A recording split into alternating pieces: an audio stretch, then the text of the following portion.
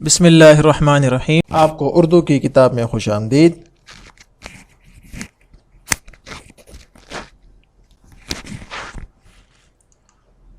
آج ہم سبق نمبر 6 کا دوسرا حصہ پڑھیں گے، جس میں ہم نظم ایک پہاڑ اور گلہری کا سبق پڑھیں گے۔ سبق کے آغاز سے پہلے سبق کے حاصلات تعلم یعنی SLO کو دیکھتے ہیں۔ آج کا ہمارا SLO ہے حافظے میں موجود نظم اور نثر پارے کو ادا کر سکے۔ تو چلتے ہیں اپنے سبق کی طرف۔ ہماری آج کی نظم کا عنوان ہے ایک پہاڑ اور گلہری۔ ہماری آج کے سبق میں ہم ایک پہاڑ اور گلہری کے درمیان مکالمہ پڑھیں گے، جو کہ شعر کے انداز میں یعنی نظم کے انداز میں لکھا گیا ہے، اور اس کے شاعر ہیں علامہ محمد اقبال رحمۃ اللہ علیہ۔ اور بچوں، آپ مجھے بتا سکتے ہیں کہ علامہ محمد اقبال کے بارے میں کون سی ایسی خاص بات ہے جو کہ باقی کسی شاعر کے لیے موجود نہیں؟ بالکل آپ نے ٹھیک بتایا، علامہ محمد اقبال ہمارے قومی شاعر ہیں،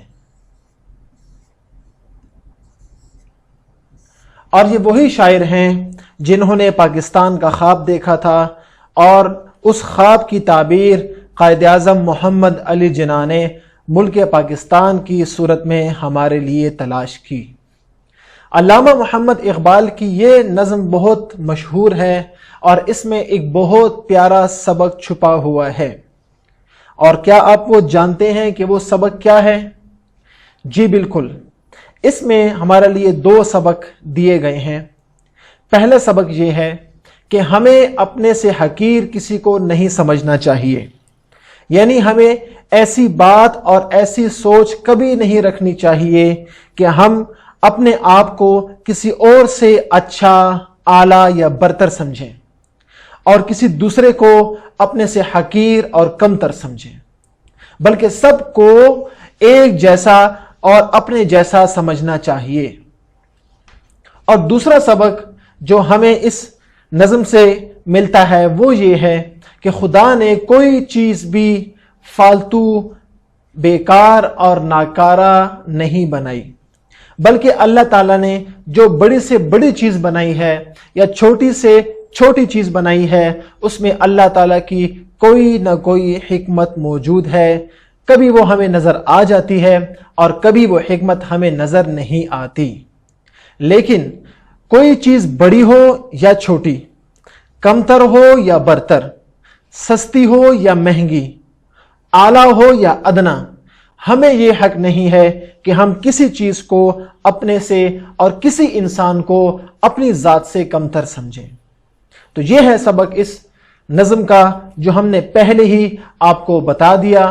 اب چلتے ہیں ایک پہاڑ اور گلہری کے درمیان ہونے والا مکالمہ اشعار کے انداز میں پڑھتے ہیں، اور دیکھتے ہیں کہ علامہ محمد اقبال نے ہمیں کیا سبق دیا ہے۔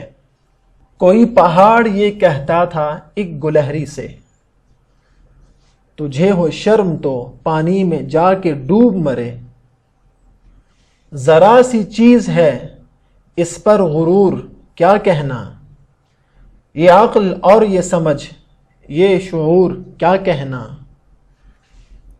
تیری بساط ہے کیا میری شان کے آگے، زمیں ہے پست میری آن بان کے آگے، جو بات مجھ میں ہے تجھ کو وہ ہے نصیب کہاں، بھلا پہاڑ کہاں جانور غریب کہاں۔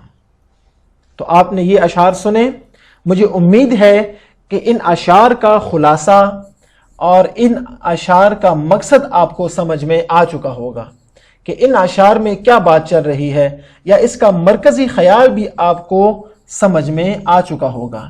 اب چلتے ہیں اور ایک ایک شعر کو پڑھتے ہیں اور اس کی تھوڑی سی تشریح کرتے ہیں اور اس پر کچھ بحث کرتے ہیں کہ ان اشعار کا کیا مطلب ہے اور اگر اس میں کوئی مشکل لفظ ہے تو اس کا معنی بھی آپ کو بتائیں گے۔ کوئی پہاڑ یہ کہتا تھا ایک گلہری سے، تجھے ہو شرم تو پانی میں جا کے ڈوب مرے۔ اس پہلے بند میں پہاڑ مخاطب ہے گلہری سے۔ آپ کو معلوم ہے کہ گلہری ایک چھوٹا سا جانور ہے جو کہ چوہے سے تھوڑا بڑا اور خرگوش سے تھوڑا چھوٹا ہوتا ہے، جو کہ ایک درخت سے دوسرے درخت پر چھلانگیں لگاتا ہے اور ادھر ادھر اچھلتا کودتا ہے۔ تو پہاڑ نے گلہری سے کہا، کیا کہا؟ تجھے ہو شرم تو پانی میں جا کے ڈوب مرے، یعنی اگر تم میں تھوڑی شرم ہو تو تم کیا ہو جاؤ؟ شرمندہ ہو کے خود ہی ڈوب کے مر جاؤ۔ کیوں؟ اس کی وجہ اگلے شعر میں بیان کی ہے۔ ذرا سی چیز ہے اس پر غرور کیا کہنا، یہ عقل اور یہ سمجھ یہ شعور کیا کہنا۔ یعنی پہاڑ گلہری سے یہ کہہ رہا ہے کہ تم جاؤ اور شرم سے ڈوب مرو، اس لیے کہ تم ذرا سی چیز ہو، یعنی معمولی سی ہو، چھوٹی سی ہو، اور اس پر تمہیں اتنا غرور بھی ہے۔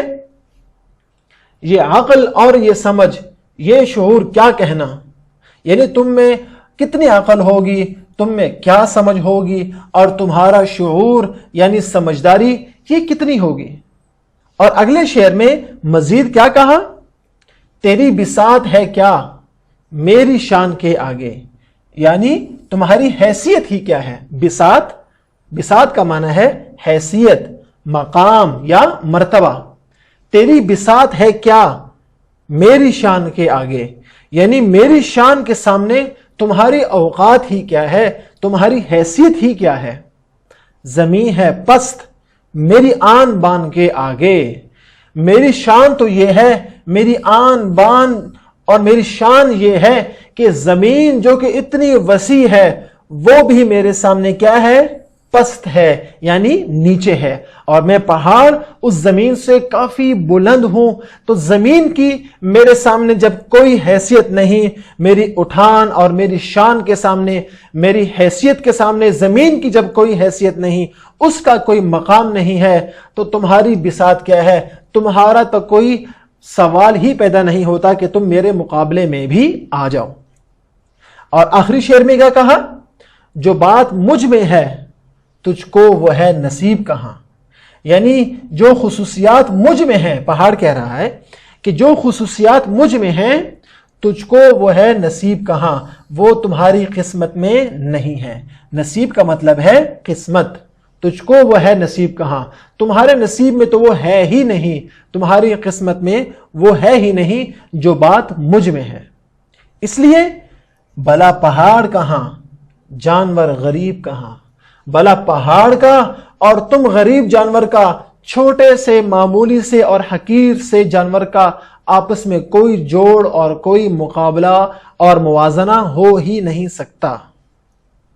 تو آپ نے دیکھا آج کے اس بند میں پہاڑ اور گلہری کا آپس میں کیا مکالمہ ہوا، اور آج کے سبق میں ہم نے صرف پہاڑ کی بات سنی کہ پہاڑ نے گلہری کو مخاطب کر کے کیا کہا، اور کس طرح پہاڑ نے اپنے آپ کو بڑا سمجھا اور گلہری کو چھوٹا سمجھا۔ تو بچوں، ہمارے آج کے سبق سے مجھے 2 سوال آپ سے کرنے ہیں۔ پہلا سوال یہ ہے کہ کیا پہاڑ کا گلہری کو کمتر سمجھنا ٹھیک تھا؟ آپ کو کیا لگتا ہے؟ کیا پہاڑ کے لیے یہ مناسب تھا کہ وہ گلہری کو ایسی باتیں کرتا اور اس کو حقیر یا کمتر سمجھتا؟ اور بچوں، میرا آپ سے دوسرا سوال ہے کہ کیا ہمیں کسی کو اپنے سے کمتر سمجھنا چاہیے؟ بچوں، آپ اپنے اسکول میں، اپنی کلاس میں، اپنے محلے میں، اپنے خاندان میں، کیا آپ کے لیے یہ مناسب ہے کہ آپ اپنے کسی بھائی کو، کسی دوست کو، کسی رشتہ دار کو جو کہ آپ سے غریب ہو، آپ اس کو اپنے سے کمتر سمجھیں؟ کیا آپ کے لیے ایسا کرنا مناسب ہے؟ ہرگز نہیں۔ ہم مسلمان ہیں اور مسلمان ہمیشہ دوسروں کو عزت دیتا ہے۔ مسلمان کبھی بھی دوسروں کو اپنے سے کمتر نہیں سمجھتا، اور وہ حدیث آپ نے سن رکھی ہوگی جس میں نبی اکرم صلی اللہ علیہ وآلہ وسلم نے فرمایا کہ کسی عربی کو کسی عجمی پر، کسی گورے کو کسی کالے پر کوئی فضیلت حاصل نہیں، یعنی کوئی بھی کسی سے افضل اور برتر نہیں ہے، اور سب مسلمان آپس میں کیا ہیں؟ بھائی بھائی ہیں۔ لہٰذا ہمیں کبھی بھی کسی کو اپنے سے کمتر نہیں سمجھنا چاہیے، اور آپ مجھ سے آج وعدہ کریں کہ آپ بھی پہاڑ کی طرح کسی کو اپنے سے کمتر نہیں سمجھیں گے۔ اب چلتے ہیں آپ کے گھر کے کام کی طرف، جو کہ آپ کی کتاب سے لیا گیا ہے۔ سوال نمبر 4 ہے، در ذیل الفاظ کے ہم آواز الفاظ لکھیں، جیسے شان، آن اور بان۔ اسی طرح آپ نے غرور، سنبھال، قدرت، نصیب اور زمانے کا بھی ہم آواز تلاش کرنا ہے اور اس کو اپنی کاپی میں لکھنا ہے۔ نصیب کا ہم آواز میں بھی آپ کو بتا دیتا ہوں، جیسے غریب، اسی طرح قریب بھی ہو سکتا ہے۔ تو اسی طرح آپ نے باقی الفاظ کے ہم آواز الفاظ تلاش کرنے ہیں اور ان کو اپنی کاپی میں لکھنا ہے۔ سوال نمبر 5 کی جانب چلتے ہیں۔ سوال نمبر 5 ہے، مندرجہ ذیل الفاظ کو جملوں میں استعمال کریں۔ بہت آسان ہے، غرور کو، شعور کو، ہنر، غریب اور شرم۔ آپ نے ان الفاظ کو جملوں میں استعمال کرنا ہے، لیکن آپ نے جملے اچھے سے بنانے ہیں اور ایسے جملے بنانے ہیں جن کا کوئی مقصد بھی ہو اور ان کا کوئی مثبت معنی بھی سمجھ میں آتا ہو۔ اور سوال نمبر 6، در ذیل الفاظ کے متضاد لکھیں، یعنی ان کے الٹ آپ نے لکھنے ہیں۔ جیسے چھوٹا، اس کا الٹ کیا ہوگا؟ بڑا۔ اسی طرح آپ نے پست، ڈوب، غرور، شعور اور نکمی، ان الفاظ کے آپ نے متضاد تلاش کرنے ہیں اور لکھنے بھی ہیں۔ اور آپ کے سمر پیک میں بھی یہی کام دیا گیا ہے، یعنی ایسے الفاظ، یہاں پر ہم آواز الفاظ کی تعریف بھی بیان کی گئی ہے، لہذا سمر پیک بھی آپ کے پاس ہونا چاہیے تاکہ آپ باقی بچوں سے بالکل بھی پیچھے نہ رہیں، اور اردو کا سبق مزید اچھی طرح جب ہم اس کی پریکٹس کریں گے، مشق کریں گے سمر پیک میں اور کتاب میں، تو آپ کی اردو اور آپ کی گرامر مزید بھی اچھی ہوگی۔ لہذا سمر پیک میں ہم آواز الفاظ کی تعریف بھی موجود ہے جو کہ ہم پڑھتے ہیں۔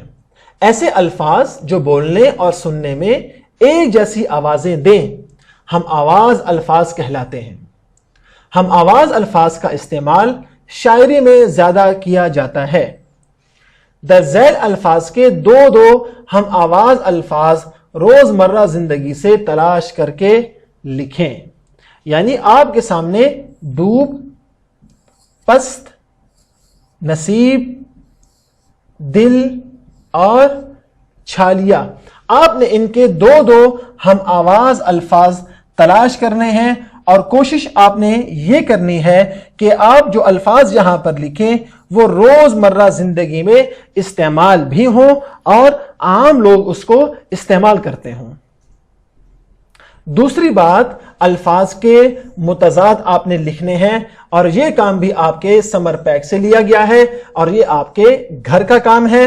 آپ نے ان الفاظ کے متضاد یہاں لکھنے ہیں، اور صرف متضاد ہی نہیں لکھنے بلکہ ان متضاد سے جملے بنا کر ان خانوں میں لکھنے ہیں تاکہ آپ کو متضاد بھی آ جائیں اور آپ کو جملہ سازی بھی آ جائے۔